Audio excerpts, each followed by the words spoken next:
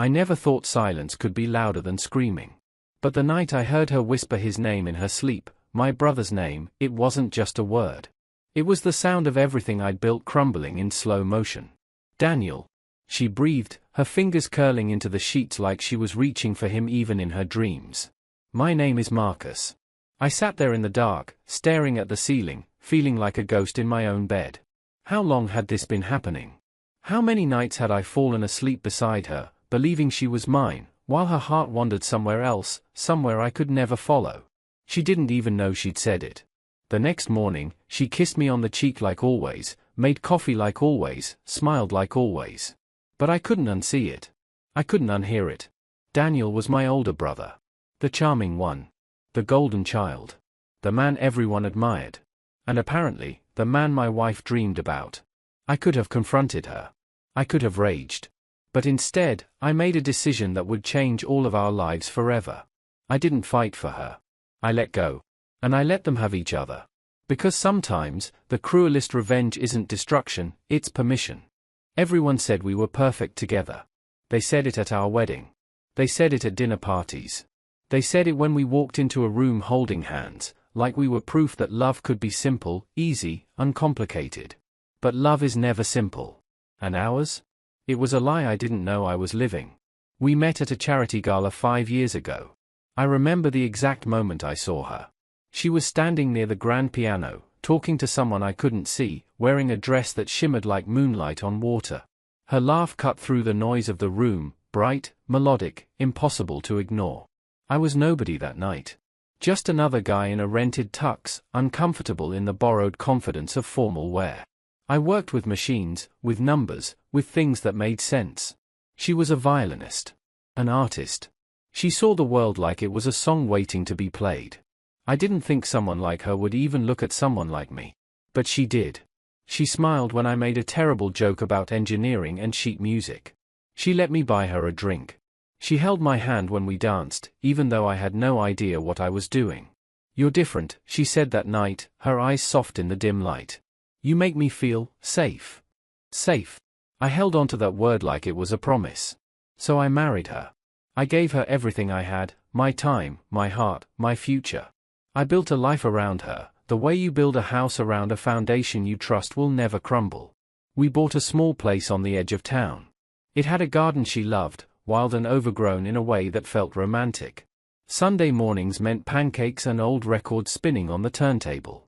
Quiet evenings meant her practicing violin in the living room while I sketched blueprints on the couch, the sound of her music filling the spaces between us.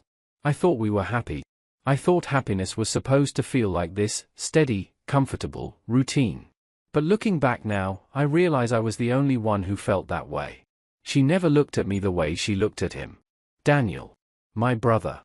When he visited, something shifted in her. It was subtle at first, so subtle I told myself I was imagining it. Her eyes would light up in a way they never did for me. She'd laugh louder, stand a little closer, linger a little longer in conversations that didn't need to last as long as they did. "Daniel's so funny," she'd say after he left. "He gets me, you know." And I'd smile. I'd nod. I'd agree. Because I wanted them to get along. I wanted my wife and my brother to be friends. I thought that's what family was supposed to be. I told myself love wasn't a competition. I told myself I was being paranoid. But love doesn't lie in your sleep. And when she whispered his name that night, soft, tender, like a prayer, I finally understood. I had never been her first choice. I was just the safer one. The night it happened, we'd been lying in bed after another quiet evening. She'd curled into me the way she always did, her head on my chest, her breathing slowing into the rhythm of sleep. I was almost asleep too when I heard it. "Daniel." At first, I thought I'd imagined it. But then her fingers twitched against my ribs, and she said it again, softer this time, like she was reaching for him even in her dreams. "Daniel, stay." I didn't move. I couldn't. My heart was beating so loud I thought it would wake her, but she just sighed and settled deeper into sleep, oblivious to the fact that she'd just shattered everything. I lay there in the dark, staring at the ceiling, feeling like a ghost in my own bed. How long had this been happening? How many nights had I fallen asleep beside her, believing she was mine, while her heart wandered somewhere else, somewhere I could never follow? In the morning, she woke up smiling. She kissed me on the cheek, made coffee like always, hummed while she poured cream into her mug.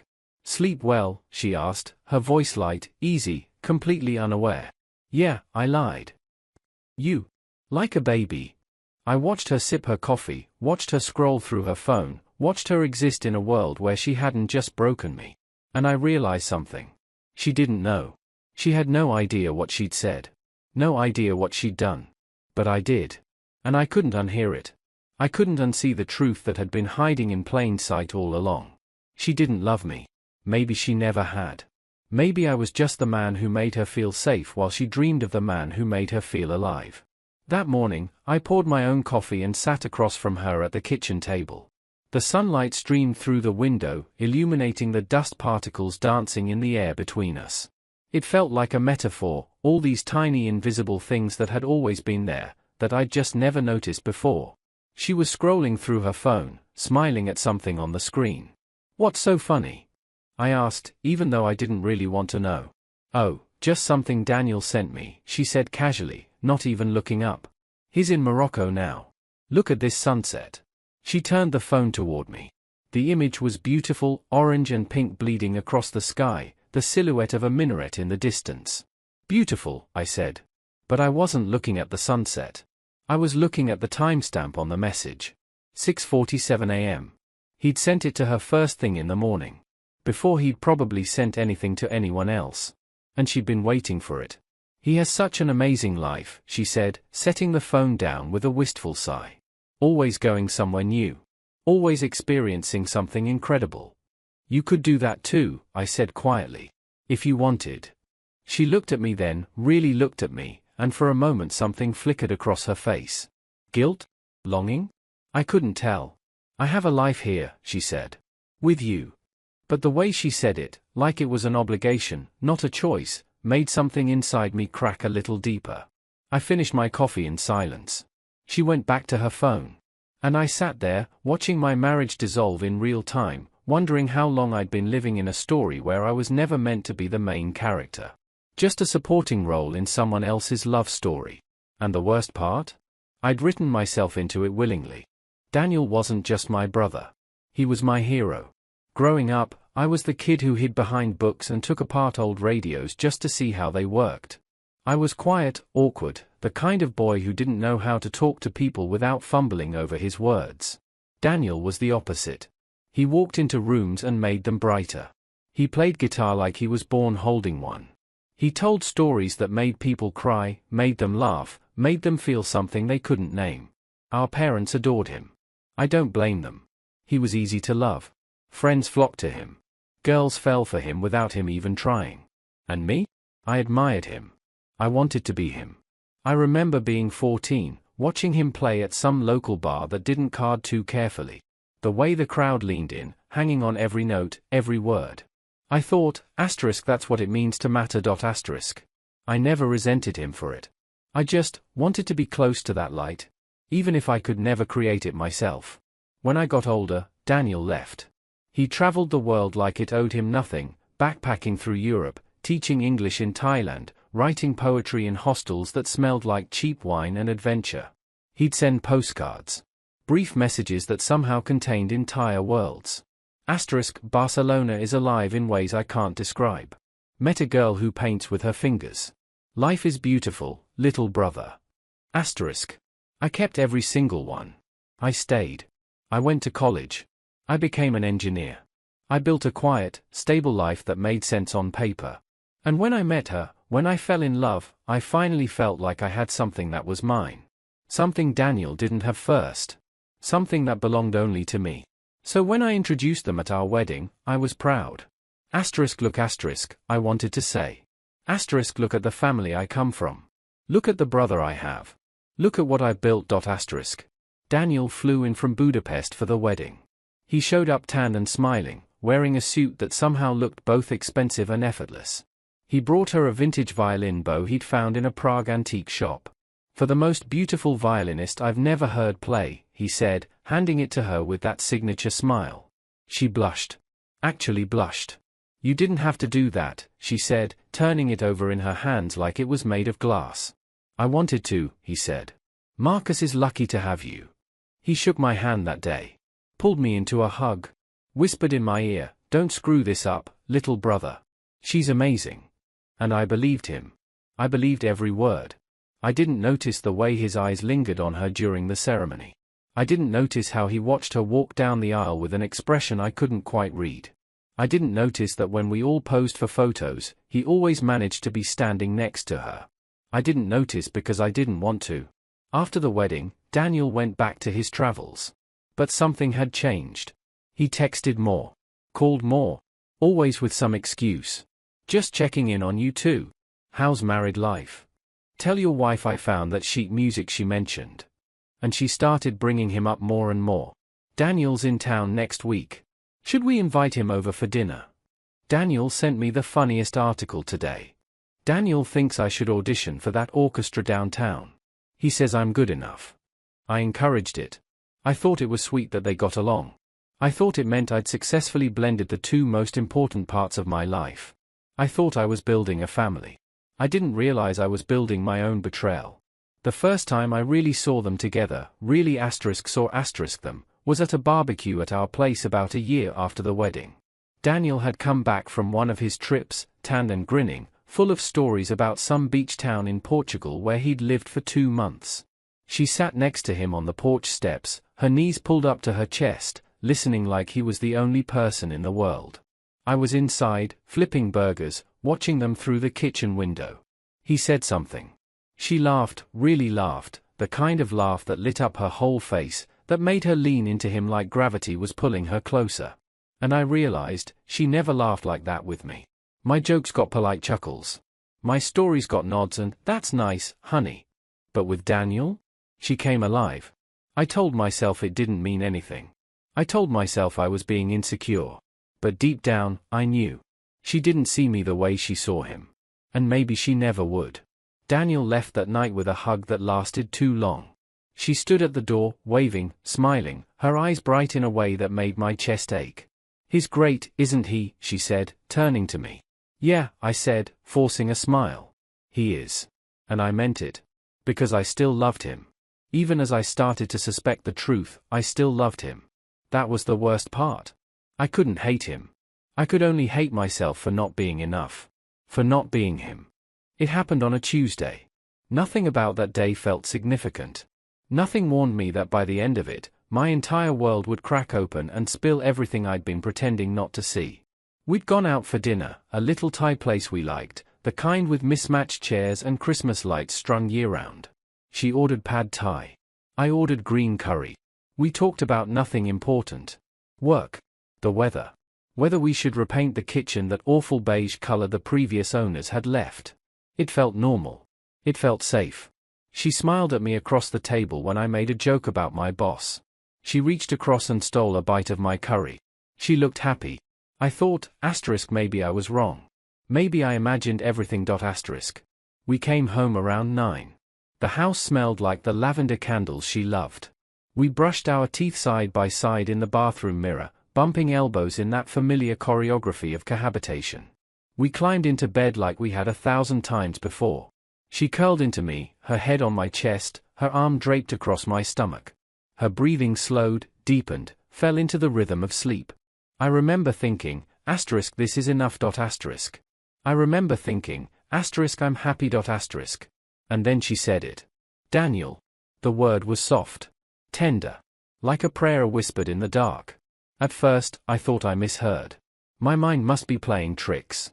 I must be projecting my paranoia onto her sleeping murmurs. But then her lips moved again, barely a breath, and I heard it clear as glass shattering on concrete. "Daniel, don't go." My heart didn't break. It stopped. I froze, every muscle in my body locking up like I'd been struck by lightning. Her hand rested on my ribs, her fingers twitching slightly, like she was reaching for him even in her sleep. Like she was trying to hold on to him. I wanted to wake her. I wanted to shake her and scream, "Who are you dreaming about? Who are you reaching for, asterisk?" But I didn't. I just lay there, staring at the ceiling, feeling the weight of her against me like an anchor dragging me under dark water. How long? How long had she been dreaming of him? How long had I been lying next to her, thinking she was mine, while her heart lived somewhere else entirely? Slowly, carefully, I pulled away. She stirred, mumbled something I couldn't make out, then rolled over, taking the blanket with her. I sat on the edge of the bed, staring at my hands in the dark. They were shaking. The clock on the nightstand read 2:47 a.m. The house was silent except for her breathing, deep, peaceful, completely unaware. I didn't sleep that night. I couldn't. I just sat there, watching her, wondering who the woman beside me really was. She looked peaceful. Beautiful. Her hair spread across the pillow like dark water. Her lips slightly parted. Completely unaware that she'd just destroyed me. Had she dreamed of him before? How many times had she whispered his name into the darkness while I slept, oblivious? Had she ever whispered mine?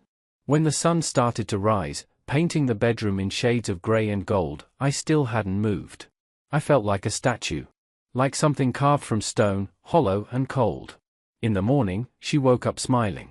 She stretched, yawned, reached for me with that sleepy affection that used to make me feel like the luckiest man alive. "Morning," she said, her voice soft and sleepy. She kissed me on the cheek, her lips warm. "Did you sleep okay?" I looked at her, really looked at her, and for a moment, I thought about telling her.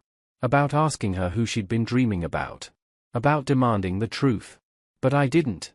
Because I was afraid. Afraid that if I asked, she'd tell me. And then I'd have to face what I already knew. "Yeah," I said, my voice rough. "I slept fine." She smiled, oblivious, and got up to make coffee. And I sat there, alone in our bed, feeling like I'd already lost her. Because I had. She just didn't know it yet. The smell of coffee drifted into the bedroom. I could hear her humming in the kitchen, some melody I didn't recognize. Maybe something Daniel had played for her once. I got dressed slowly, mechanically, like I was moving through water. When I walked into the kitchen, she was leaning against the counter, scrolling through her phone, that small smile playing at her lips. "Coffee's ready," she said without looking up. I poured myself a cup and sat at the table, watching her. She was wearing one of my old college shirts, her hair messy, her feet bare on the cold tile floor. She looked like my wife. But she felt like a stranger. "What are you looking at?" I asked, even though I already knew. "Oh, just Instagram," she said. Then, as if she couldn't help herself, Daniel posted photos from Iceland. "Look how gorgeous." She turned the phone toward me. I glanced at the screen, glacier and waterfalls and Daniel's smiling face against impossible landscapes. "Beautiful," I said flatly. She didn't notice my tone. She was too busy staring at the screen, that wistful look in her eyes that used to be reserved for me. "I've always wanted to go to Iceland," she said quietly. "I could take you," I offered, even though I knew it didn't matter. She looked up at me, and for just a second, I saw something flicker across her face. Pity? Guilt? "Maybe someday," she said. But we both knew someday meant never. Not with me, anyway. I started paying attention after that night. And once you start looking, you can't stop seeing. Every small thing became evidence. Every glance, every smile, every moment of distraction built into an undeniable truth I'd been avoiding for months. Maybe years. The way she checked her phone at breakfast and smiled at messages she wouldn't show me. The way she took a little longer getting ready when she knew Daniel was coming over, choosing her outfit more carefully, adding that extra touch of makeup she usually skipped. The way her voice softened, when she said his name. It was everywhere. And I'd been blind to it. I started making excuses to check on her. Not in obvious ways. I wasn't going to be that husband. But I'd notice when she left her laptop open, when her phone sat unattended on the counter, when she stepped into the shower and left everything behind. One night, she fell asleep on the couch while we were watching a movie. Some romantic drama she'd picked. She was curled up with her head on a pillow, her phone still clutched loosely in her hand, the screen still glowing. I told myself not to look. I told myself I was better than that. But I wasn't. I carefully took the phone from her hand. She didn't stir. Her messages were open. Hundreds of them. All from him. I scrolled through, my hands shaking, my heart hammering against my ribs so hard I thought it might wake her. The messages went back months. Maybe longer. "I miss talking to you." "Marcus doesn't understand me like you do." "Sometimes I wonder what life would be like if things were different." "Do you ever think about that night at the wedding? When we danced and you told me about Barcelona?" Asterisk. And from Daniel. Asterisk, you deserve to be happy. Asterisk. Asterisk, he's lucky to have you. I hope he knows that. Asterisk. Asterisk, I'll always be here for you. Always. Asterisk. Asterisk, you're the most beautiful person I know. Inside and out. Asterisk. I felt sick. Not because they'd crossed a line, not yet, anyway, but because they were dancing right on it, towing the edge of something that would destroy everything if they fell. And maybe that was worse. There was nothing explicit. Nothing I could screenshot and use as proof in some dramatic confrontation.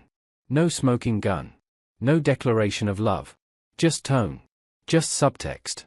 Just the feeling that I was reading a love story that didn't include me. I put the phone down carefully, exactly where I'd found it, and walked outside. The air was cold. November had arrived with sharp teeth. It bit at my skin, but I welcomed it. I stood in the driveway, staring up at the stars, trying to breathe. Trying to think. Trying to figure out what to do with this knowledge that was eating me alive from the inside. I could have confronted her. I could have woken her up right then, shoved the phone in her face, and demanded answers. I could have called Daniel. I could have burned it all down. But I didn't. Because deep down, I already knew the truth. She didn't love me. Maybe she never had. And Daniel? He didn't steal her. He didn't seduce her away from me with some elaborate plan. She gave herself to him long before I ever noticed. Little pieces at a time. A text here. A laugh there. A dream in the middle of the night. Until there was nothing left for me. When I came back inside, she was still asleep on the couch, looking peaceful. Innocent. I covered her with a blanket and went to bed alone. The next morning, she woke up and found me in the kitchen. Did I fall asleep on the couch? She asked, stretching. Yeah, I said. I didn't want to wake you. You're sweet, she said, kissing my cheek as she passed by to get coffee. Sweet.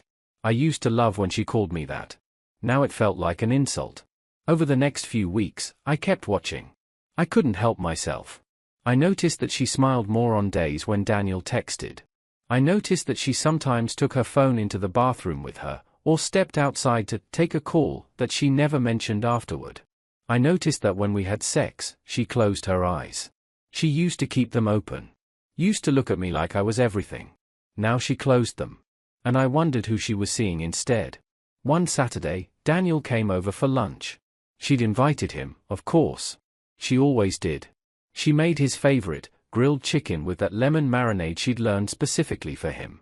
She laughed at all his stories about Prague, about teaching English to kids who barely spoke a word, about the woman he'd met in a cafe who wrote novels by hand in leather journals. Sounds like you're living the dream, she said, and there was something in her voice, longing, maybe. Or regret. It has its moments, Daniel said, glancing at me. But so does staying in one place. Building something real. Right, she said, but she didn't sound convinced. After lunch, I watched them from the kitchen window as they walked through the garden together. She showed him the roses she'd been trying to grow. He said something that made her laugh, that bright, full laugh that used to be mine. He reached out and tucked a strand of hair behind her ear. She let him. And I knew. I finally knew. It didn't matter if they'd kissed. It didn't matter if they'd slept together. They were already in love. They just hadn't admitted it yet. And I was just the obstacle in their way. I made my choice on a Sunday morning. The house was quiet.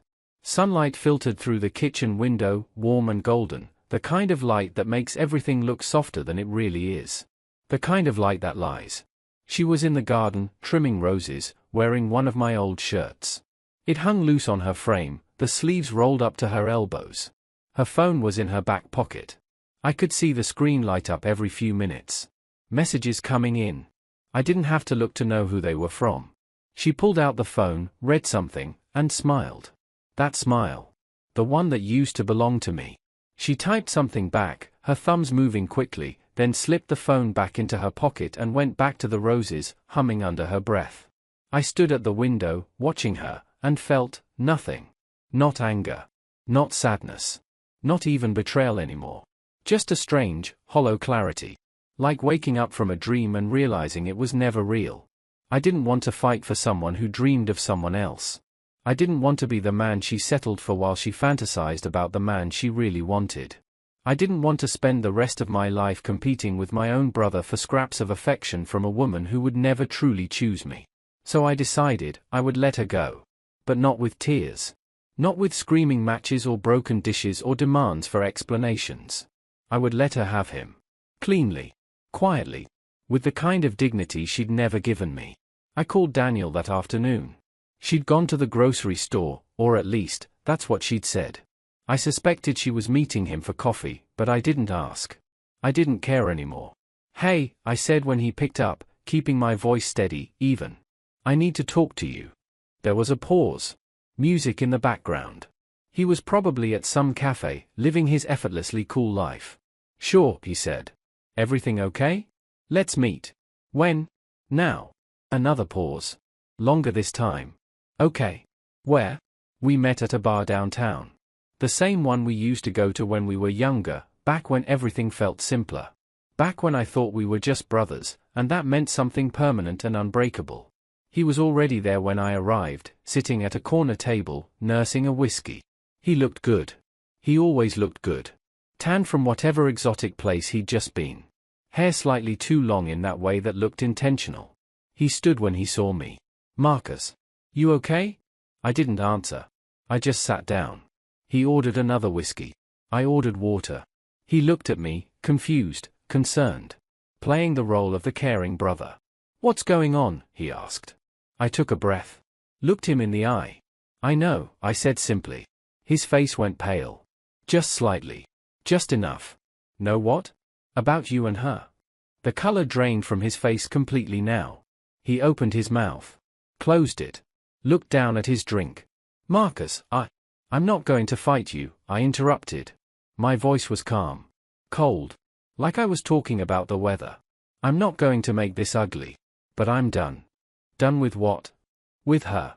With this. With pretending." He stared at me like I'd grown a second head. Like I was speaking a language he didn't understand. "You can't just." "I can," I said. "And I am." "Marcus, nothing happened between us."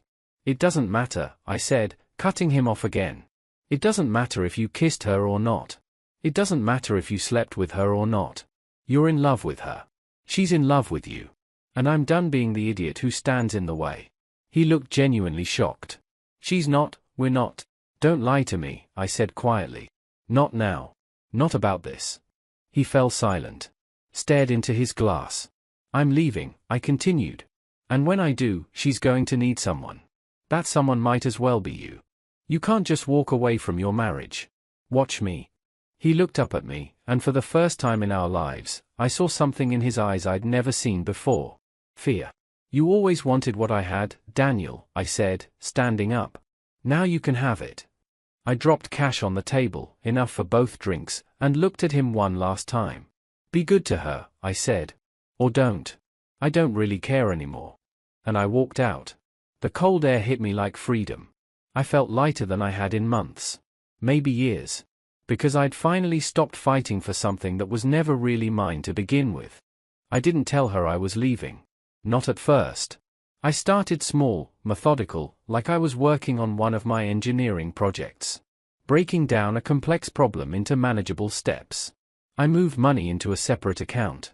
Not all of it, I wasn't cruel, but enough to start over. Enough to build a new life.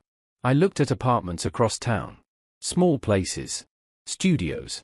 One-bedrooms with decent light and no memories attached. I boxed up the things that mattered, my tools, my books, a photo of my parents on their wedding day. My grandfather's watch. The drafting pencils I'd used in college. I left everything she'd given me. The sweater from our second Christmas. The coffee mug with "World's Best Husband" printed on it in cheerful letters that now felt like mockery. The framed photo of us on our honeymoon. She didn't notice. She was too busy texting him. I'd watch her sometimes, sitting on the couch with her phone in her hands, smiling at the screen. Lost in a conversation I wasn't part of. Living in a world where I'd already stopped existing. It took me 3 weeks to plan everything. 3 weeks of living like a ghost in my own home. Going through the motions. Saying, "Good morning," and "How was your day," and "I love you" out of habit, not feeling. She never noticed the difference. When I finally told her, it was over breakfast. A Tuesday morning. The kitchen was filled with the smell of coffee and toast. Sun streaming through the window. Birds singing outside. Everything looked perfect. She was scrolling through her phone, half smiling at something on the screen. Probably him. "I'm leaving," I said quietly. She looked up, confused. "Leaving? Where? Do you have a work trip?" "No," I said. "Leaving. For good." The coffee mug slipped from her hand. It shattered on the floor, brown liquid spreading across the white tiles like a wound opening up. "What?" Her voice was barely a whisper. "What do you mean?" "I mean I'm leaving you. I'm leaving this marriage. I'm done." "Marcus, what? Why? I don't understand." "You said his name in your sleep," I said, my voice still calm, still steady. "Daniel's name. And you didn't even realize it." Her face went white. Completely white. "That was I didn't. I know about the texts," I continued. "I know about the phone calls. I know about the way you look at him. The way you smile when he messages you. The way you come alive when he's around in a way you never do with me." "Marcus, we never." "It doesn't matter," I said. "It doesn't matter if you kissed him. It doesn't matter if you slept with him.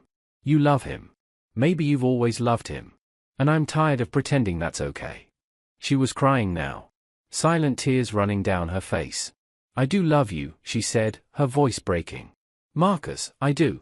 "No," I said quietly. "You don't. You love the safety I give you. You love the stability. You love the idea of me. But you don't love *me*. Not the way you love him." "That's not true." "You said his name in your sleep," I repeated. "Not mine. His." She had no answer for that. I stood up, picked up my keys from the counter, and looked at her one last time. She looked broken. Confused. Like she couldn't understand how we'd gotten here. But I understood perfectly. "You can have him," I said. "You clearly want him. So take him. I'm not going to stand in your way." "Marcus, please." "I'm not angry," I said. And I meant it. I'm just done. I'm done fighting for someone who doesn't choose me. I'm done being second place in my own marriage. "You're not?" "I am," I said. "And we both know it." I walked toward the door. She didn't follow. I waited for a moment, giving her one last chance. One last opportunity to stop me, to fight for us, to choose me. But she didn't move. She just stood there in the kitchen, surrounded by broken ceramic and spilled coffee, crying silent tears that were probably more about guilt than loss. And that told me everything I needed to know. I walked out the door. Closed it gently behind me. Got in my car and drove away without looking back. The apartment I'd found was small but clean. Empty walls. Bare floors. No history. It was perfect. I spent the first night sitting on the floor, eating takeout Chinese food straight from the container, feeling lighter than I had in years. My phone buzzed. Multiple times. Messages from her. Marcus, please come home. We can work this out. I'm sorry. I love you. I didn't respond. I just turned off my phone and stared at the empty walls and thought about all the space I now had to build something new. Something real. Something mine. They got together 3 months after I left. I heard it through a mutual friend, Sarah, who'd been at our wedding, who'd always liked me more than she liked her anyway. "I thought you should know," Sarah said over coffee. She looked uncomfortable, guilty even, like she was delivering news of a death. "They're together. Daniel and her. It's official." I sipped my coffee. It was good coffee. Much better than the stuff I used to make at home. "Okay," I said. Sarah blinked. "That's it? Just okay? What do you want me to say?" "I don't know." I expected anger? Pain? Something? I smiled. "I'm not angry. I'm not hurt. I'm just done." "You're taking this really well." "Because I knew it was coming," I said. "This didn't surprise me. This was always going to happen. I just stepped out of the way." Sarah studied my face like she was trying to find cracks in the facade. But there weren't any. I was fine. Better than fine, actually. I was free. The first month after leaving was strange. I'd wake up in the middle of the night, reaching for someone who wasn't there, before remembering that I'd chosen this. But the second month was easier. And by the third month, I'd stopped reaching. I moved into a small apartment downtown. It had floor-to-ceiling windows that faced east, so every morning the sun would flood the space with golden light. It had bare brick walls and old hardwood floors that creaked when you walked. It felt nothing like the house I'd shared with her. It felt like mine. I started going to the gym. Not obsessively, but regularly. I needed to do something with all the energy I'd been spending on worrying about a marriage that was already over. I took up woodworking. Found a community workshop that rented space and tools. Started making things with my hands, tables, chairs, small sculptures that didn't need to serve a purpose beyond existing. I reconnected with old friends I'd lost touch with. Alex, who I'd known since college. Sam, who'd moved across the country but was now back in town. People I'd stopped seeing because she'd always had some reason we couldn't make it to their parties or dinners. I stopped checking her social media. Stopped wondering what they were doing. Stopped caring who knew what about the divorce. Because here's the thing about letting go, it's not about them anymore. It's about you. I started designing again, not blueprints for buildings, but furniture. Real pieces. Art. Things I could create with my hands that would outlive me. I sold my first piece after 2 months. A coffee table made from reclaimed wood, with brass inlays I'd hammered in myself. A young couple bought it for their first apartment. "It's beautiful," the woman said, running her hand over the smooth surface. "You can feel the love in it." And I realized, I was building love into things again. Just not for her. And then I met Claire. It was accidental. Completely unplanned. I was at a gallery opening, one of those free wine and cheese things that Sarah had dragged me to because you need to get out more. Claire was there taking photos. She was a photographer, documenting the exhibition for the artist. She had dark curly hair pulled back in a messy bun, paint-stained jeans, and glasses that kept sliding down her nose. She wasn't wearing makeup. She didn't need to. She looked real. "Sorry," she said, nearly backing into me while framing a shot. "Occupational hazard. I get tunnel vision when I'm shooting." "No problem," I said. She lowered her camera and looked at me. Really looked at me. Not through me. Not past me to see who else was in the room. At me. "You're not an artist," she said. I laughed. "That obvious?" "You're standing comfortably," she said. "Artists at their own shows always look like they're about to bolt." "I'm just here with a friend." "Same," she said. Then, extending her hand, "Claire. Marcus." We talked for an hour. About photography, about woodworking, about how we'd both ended up at this gallery on a random Thursday night. She didn't ask if I was married. She didn't look for a ring. She just talked to me like I was a person worth knowing. When the gallery closed, we walked out together. "There's a diner around the corner," she said. "They make terrible coffee but excellent pie. Want to continue this conversation?"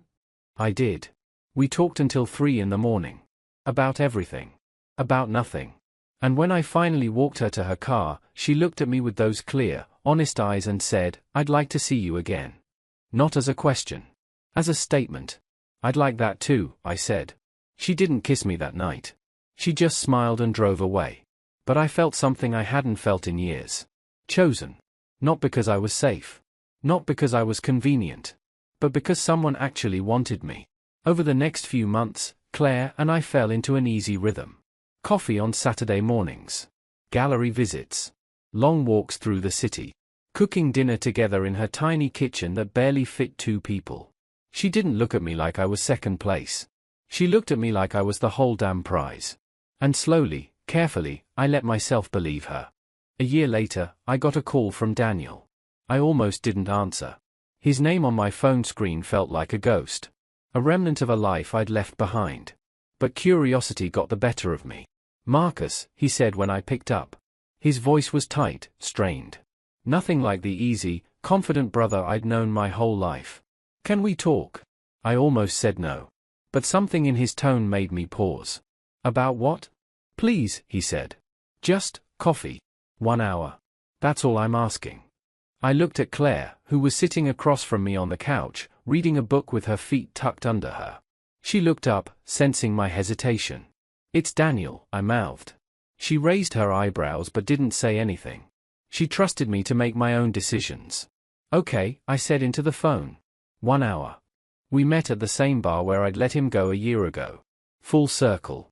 He was already there when I arrived, sitting at the same corner table, but he looked different. Older. tired. The golden shimmer that used to surround him had dimmed. He looked like someone who'd lost something important and didn't know how to get it back. "Marcus," he said, standing. He looked like he wanted to hug me but didn't dare. I sat down. "You said 1 hour. Clock's ticking." He winced. Sat down across from me. "How are you?" he asked. "Good," I said. And I meant it. "Really good, actually. I heard you're seeing someone." "I am." That's good. You deserve that." I didn't respond. I just waited. He took a long drink of his whiskey. His hands were shaking slightly. "She's not happy," he finally said. I raised an eyebrow.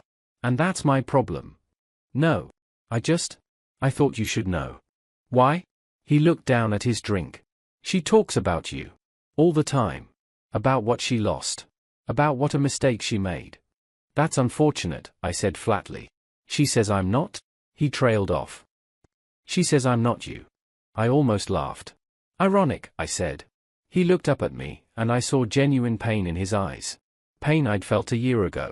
Pain I'd carried until I finally learned to let it go. "I thought I loved her," he said quietly. "I thought we had something real. But she doesn't love me. She loves the idea of me. The fantasy. The adventure.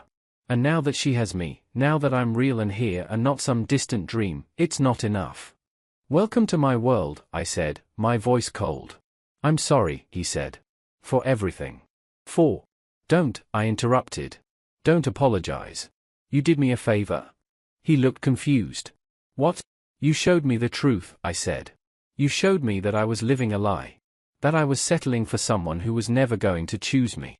You did me a favor by being exactly who you are." "Marcus. I'm happy now," I said. "Actually happy. With someone who chooses me every single day. Not because I'm safe or convenient, but because she actually wants me." He looked like I'd slapped him. "So thank you," I continued. "Thank you for taking her off my hands.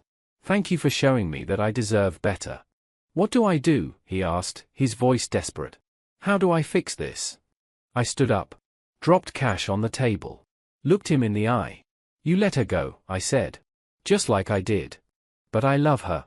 "No," I said. "You love the idea of winning. You love the idea of having what I had. But you don't love her. Not really. And she doesn't love you. She loves the fantasy she built in her head. And fantasies always disappoint when they become reality."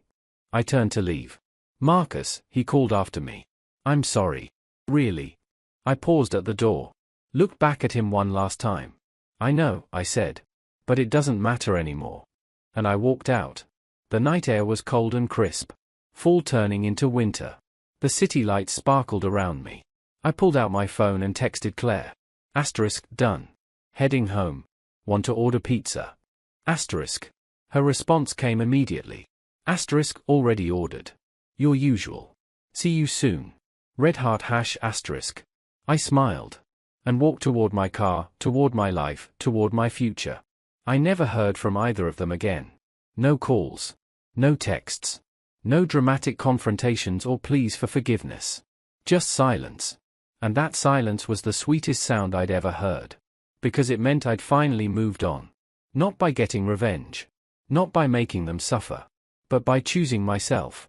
By building a life that didn't include them. By finding someone who saw me not as a safe harbor or a convenient option, but as everything. 6 months later, Claire moved into my apartment. A year after that, I proposed. Not at some fancy restaurant or picturesque location. Just on a random Tuesday morning, in our kitchen, over coffee and toast, in the middle of a conversation about nothing important. "Marry me," I said. She looked up from her coffee, surprised. "What? Marry me," I repeated. "Not because it's logical. Not because it makes sense. But because I choose you. Every day. And I want to keep choosing you for the rest of my life." She was crying and laughing at the same time. "Yes," she said. "God, yes. We got married in a small ceremony. Just close friends. No family drama. No complicated history. Just love. Simple, honest, real love. The kind I'd always deserved but hadn't known to ask for. Sometimes I still think about that night. The night she whispered his name in her sleep.